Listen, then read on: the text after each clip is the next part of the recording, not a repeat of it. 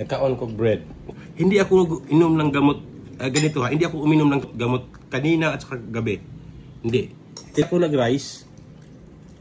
Hindi ako nag-rice. Kumain lang ako ng saging at saka yung pandesal. Oo. Pero yung, yung blood sugar ko 98. Magaling talaga si Portier. Yun ang patibay. Yan, no? Yung stem cell na sabi ko, yan.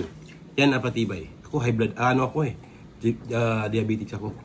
Oh, 98 lang yun ngayon. Diba? Mag-Portier ka para mawala yung mawala yung maging normal yung sugar mo. Go! Sige na!